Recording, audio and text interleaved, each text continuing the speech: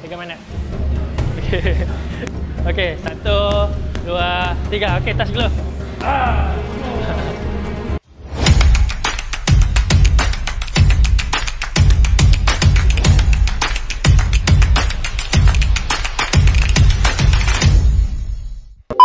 Okay guys, so hari ni Nandi baru datang ke Malaysia daripada Jakarta. Aku bawa dia datang sini. So hari ni Nandi cakap tak ada ke orang-orang yang nak sparring dengan dia sebab dia nak prepare untuk fight kan. Betul. So aku cari yang orang-orang baru-baru belajar fight. Izzat Zaki lah. Izzat Zaki baru satu fight kan dekat Fury. Betul. So hari ni saya nak bawa ni Izzat. Saya nak bawa Nandi sparring dengan awak. Boleh ke? Saya takut tapi boleh lah. Boleh. Okey, Nandi, untuk pantauan Nandi, Izzat Zaki ni baru belajar. So jangan bagi berat sangat lah. Jangan bagi teruk sangat. Berapa kali fight? Satu kali fight di Fury. Nandi sudah 3 kali fight.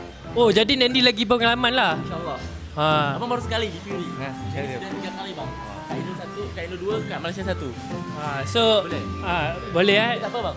Nanti pelan-pelan Ni Nandi nak pakai hit guard ke apa tak ada? Tak usah lah. Tak usah pakai hit guard. Tak usah. Lagipun dia pun baru lagi kan? Dia baru sekali. Tapi Nandi jangan bagi teruk sangat. Ini kawan saya. Kita saudara. Dia pengalaman dia banyak lah. Dia fight kat Twins 3 kali ya? 3 kali sudah. Abang baru sekali ya?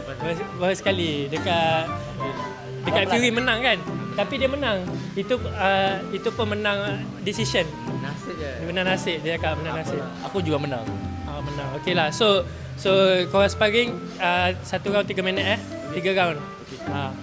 So main rules boxing lah Izzat. Boleh boxing. Cuba uppercut sikit Izzat. Uppercut sikit.